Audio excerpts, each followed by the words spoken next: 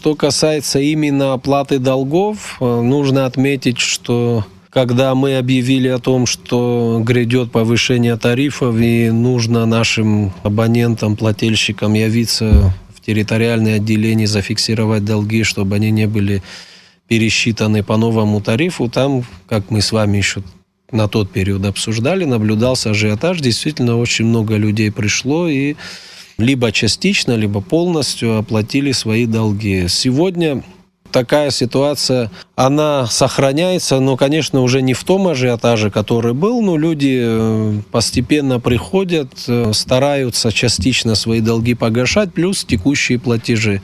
Это действительно есть. Тут нужно учитывать, что и платежеспособность населения, она, к сожалению, оставляет желать лучшего. И справедливости ради нужно сказать, что люди по объективным причинам не могут всю сумму разом оплатить, потому что бывают у нас счета достаточно крупные. В плане физических лиц это и 10, и 15, и 20 тысяч, а то и выше. Люди стараются частично оплачивать. Часто к нам обращаются именно с такими вопросами, можно ли нам частично погашать. Вот, условно говоря, у меня сейчас есть определенная сумма, я ее заплачу, а дальше тоже буду по мере возможности погашать.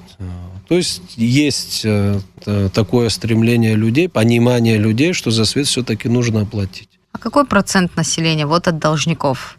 Сколько таких сознательных граждан, которые понимают, если брать сейчас вот 21 год, мы тогда говорили, что по итогам года у нас сборы по стране составили, если сейчас мне память не изменяет, это 41,7% составляли сборы за 2021 год. Это 396 миллионов рублей было в рублевом эквиваленте. Сказать, что на этот период ситуация кардинально изменилась, мы не можем. Но тенденция к тому, что люди все чаще стали к нам обращаться с вопросами, как можно оплатить долг, да, и вот частично или нет, то, о чем я говорил ранее, это уже говорит о том, что люди все больше и больше начинают понимать, что все-таки за свет платить нужно. Как вы думаете, что произошло? Почему люди, вот если, да, вот этой информации верить, то почему вот этот перелом происходит? Что влияет на это? Почему происходит? Ну, наверное, во-первых, вот наша предыдущая зима, да, она была очень сложная. Это были веерные отключения, это были даже внеплановые отключения, вот вне рамках того же веера, да, у нас вот был установлен график, но вне графика тоже были отключения, они были связаны с перегрузами, с аварийными ситуациями. Люди ж, мы с вами видели же, что происходит, и все мы понимали, это происходит именно из-за того, что у нас устаревшая инфраструктура, а чтобы ее поднять, нужны деньги, платежная дисциплина, она очень сильно хромает. И все-таки значительная часть нашего населения, это сознательная часть, и они понимают. Я так считаю, что люди стали чувствовать на себе ответственность. Каждый свою персональную ответственность за собой стал осознавать. И вот мы надеемся, что эта тенденция будет, да, продолжаться. И безусловно, благодаря вам в том числе, то, что вы к нам часто обращаетесь, чтобы мы дали комментарии, да, о том, что происходит со сборами, да, вообще с энергетикой, какие проблемы существуют. То есть информационная кампания. Да, на уровне информационного поля очень много было сказано и говорится по сей день про то, что, да, эта проблема очень остро стоит для нас. Я думаю, все это вот в комплексе дало вот такой небольшой эффект, будем говорить. По поводу реструктуризации, да, долгов. Вот приходят, просят. Есть какая-то единая схема, по которой вы идете навстречу, так сказать, должникам? Или же индивидуальный подход? Вы знаете как, да, здесь действительно нужно учитывать, еще раз говорю, возможности нашего населения. Мы, безусловно, сперва готовы выслушать, да, абонента, на что он готов в плане погашения задолженности. Вообще мы всегда предпочитаем ставить вопрос, да, как минимум там о половине, да, 50% от общей задолженности. Но это тоже зависит от суммы. Если сумма огромная, мы, конечно, понимаем, что абоненту тяжело это сделать, да, оплатить сумму разом.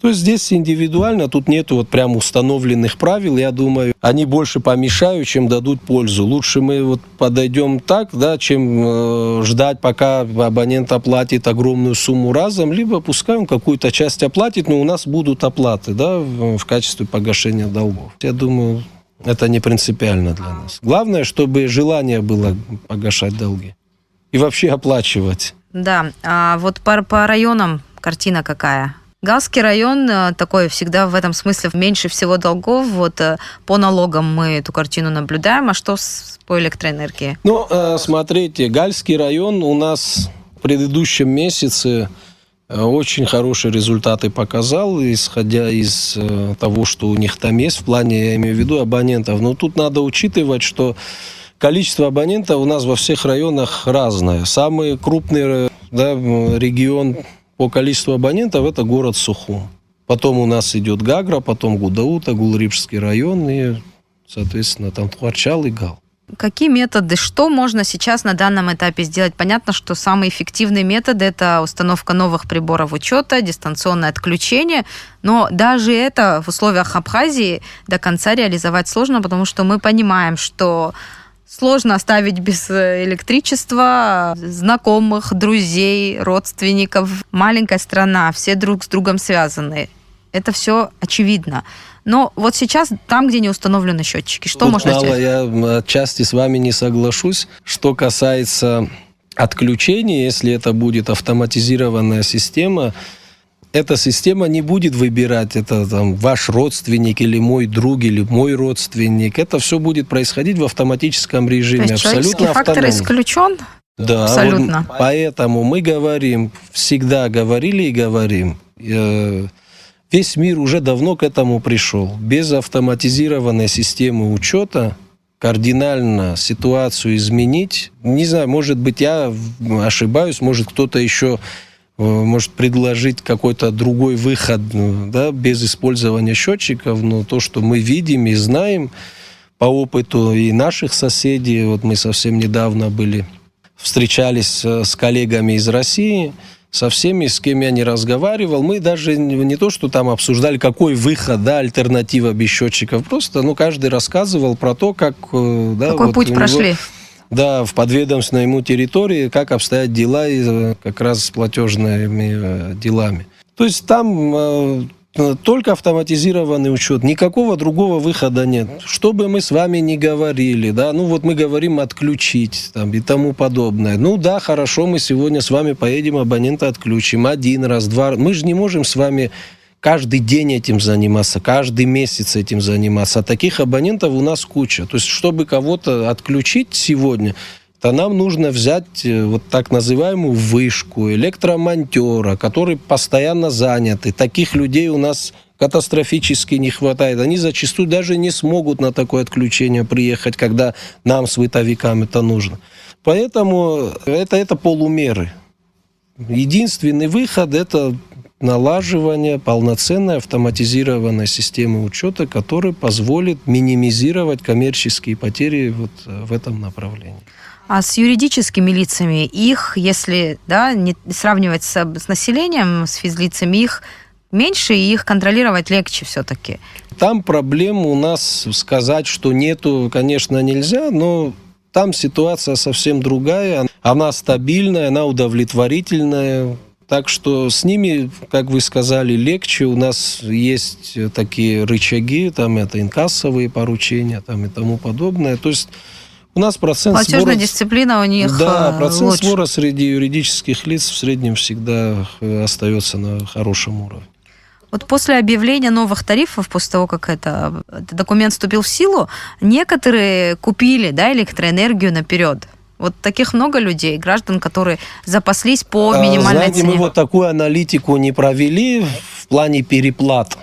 Да, но я бы не сказал, что это большой процент. В основном, как я сказал, люди оплачивали долги. Если даже были те, кто оплачивал наперед, это, во-первых, это были незначительные суммы, и количество наших абонентов, которые переплачивали, тоже немного. Но путаницы это не создает в нет, процессе абсолютно. пересчета? Мы же видим, да, это всегда можно пересчитать. В этом отношении проблем никогда не возникает. Даже если какие-то Да, нестыковки происходят. По мере обращения абонентов мы на месте разбираемся и разрешаем все эти вопросы. По должникам вот в обществе часто эта тема обсуждается, тема острая, особенно с наступлением холодов. Это тема номер один. И люди говорят, вот пенсионер обязательно пойдет заплатит. Вот из пенсии вычтет за свет, но пойдет. То ли это советская закалка работает, то ли что, трудно объяснить точно.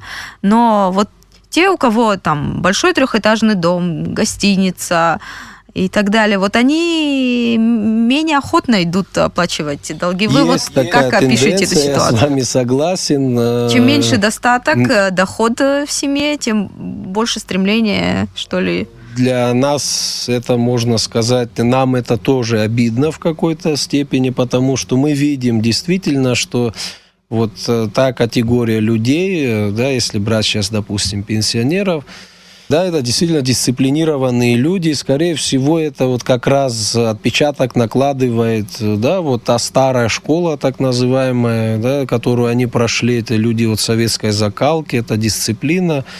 Там действительно наблюдается вот такой порядок, можно сказать. Правильно вы сказали, чаще всего пытаются уклониться от уплаты за электроэнергию. Это как раз состоятельные граждане. На бензин тратят в день больше, чем в месяц за свет. Мы часто, когда вот нас пытаются упрекнуть, вот там, да, даже если говорить сейчас о повышении, вот вы повысили тариф, а зарплаты не повысили. Ну, вот так вот как-то недавно в споре мы этот вопрос тоже обсуждали. Вот если привести в сравнение, у человека есть машина, иномарка. Сегодня сейчас вы видите, да, это, слава богу, там так или иначе для наших граждан стало доступно автомобили. Покупает машину, да, иномарку, он ее обслуживает. Есть у него или нету, ну, он же не за счет зарплаты это все делает. Да, сейчас, если брать там о людях, которые живут на зарплату. То есть на это все всегда деньги находятся, а вот свет всегда на каком-то последнем месте у них остается. Вот поэтому я считаю, что это не совсем правильная постановка вопроса, когда мы говорим, вот поднимите зарплаты и потом уже за свет. Но, тем не менее, те, кто об этом говорит, они готовы намного больше тратить денег на какие-то другие свои бытовые нужды, нежели за тот же свет. И то, о чем я сейчас говорил, когда мы встречались с коллегами из России, когда мы говорили, да, озвучивали наши тарифы, это 90 копеек для физлиц и там 1,4 для юрлиц, им было смешно просто. Они удивлялись и разводили руками. Да, согласна. Если сравнивать только тарифы, то это действительно смешно, но мы должны еще сравнивать доходы населения. Понятно, но у нас и поэтому мы же не подняли тарифы до уровня 5 рублей, например, как в России. У них в среднем, вот по Краснодарскому по краю, 5,2 рубля для физических лиц. Когда вы сказали о том, почему люди стали активнее идти платить, вы сказали, что люди начали понимать, вот такой перелом происходит, что да, от них тоже зависит, насколько качественная будет услуга.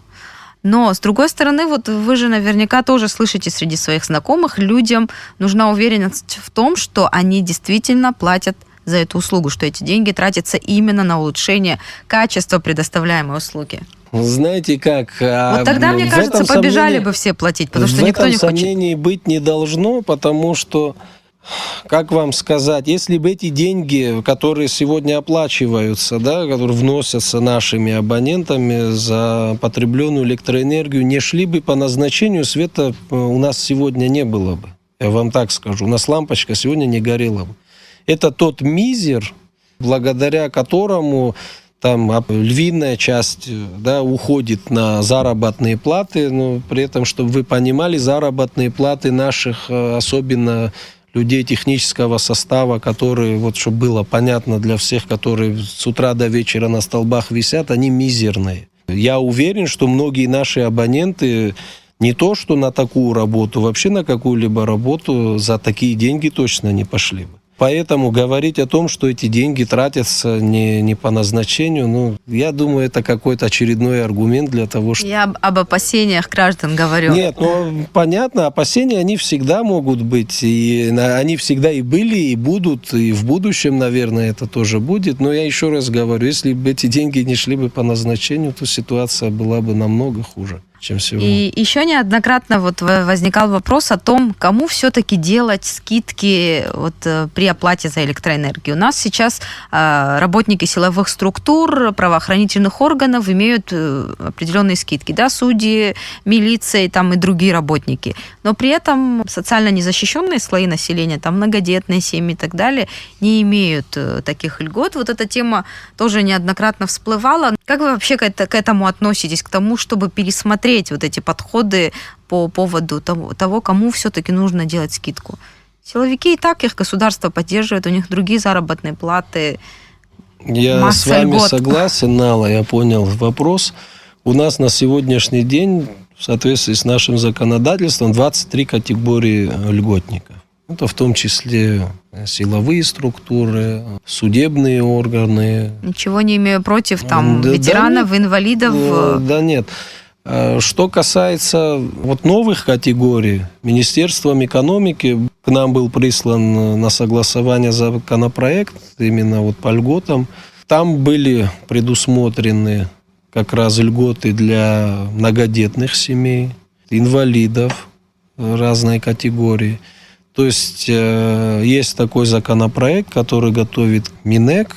Ну вот это сейчас все зависит уже от каких-то процедурных вопросов. Дальше уже это парламенту решать, принимать этот законопроект или нет. Ну, когда речь идет о каких-то скидках, в любом случае услуга же оказывается, за нее кто-то должен будет заплатить вот этот процент, который, допустим... Которым предприятие недополучает. Безусловно, этот вопрос и ставился до этого, и сегодня он стоит остро, потому что мы по результатам предоставления льгот львиную долю средств недополучаем. К сожалению, предприятию никто не компенсирует эти потери. Ни в бюджет они не закладываются на сегодняшний день абсолютно. То есть это все у нас вот просто как улетает в трубу. Если человек там должен нам 10 тысяч рублей, он оплатил эти 5, а 5 тысяч остались неоплаченные. Это все на сегодняшний день фактически, хотя льготы предоставляются государством, да, но фактически льготы предоставляем мы за свой счет, наше предприятие, и, соответственно, несем колоссальные убытки. Ну, а ваше личное отношение, я понимаю, что должны принять вы как исполнитель. Будете, да, если в случае там изменения каких-то подходов. Ну, ваше личное мнение, как вы видите? Все-таки нужно пересмотреть, кому делать скидку, или все-таки лучше оставить все как есть? Ну, вообще, что касается льгот, да, ныне существующей категории, мое мнение, их нужно пересмотреть. То есть, как вы до этого тоже говорили, есть категории льготников, которых нельзя приравнять к тем, кто действительно нуждается. Будем так говорить. И плюс еще нам надо понимать, что количество льготников вот на именно что касается вот государственных служащих нужно как-то фиксировать. Есть там разные механизмы, чтобы иначе их количество будет постоянно расти. Это огромная нагрузка как на бюджет страны, так и, соответственно, для предприятия в частности. Поэтому, да, имело бы смысл пересмотреть существующие категории льготников, да, чтобы исключить одних и добавить других, как минимум. Потому что действительно те же вот многодетные семьи у нас сегодня льготами, они не могут пользоваться при оплате за электроэнергию, хотя у нас действительно порой обращаются люди, которые, видно, что очень сильно нуждаются, им даже вот эти 500 тысяч рублей оплатить, это колоссальный труд. К сожалению, мы не можем ничего сделать, потому что у нас нет правовых оснований в этом отношении. Спасибо большое, что пришли к нам в студию. Спасибо. Вам спасибо, Нала.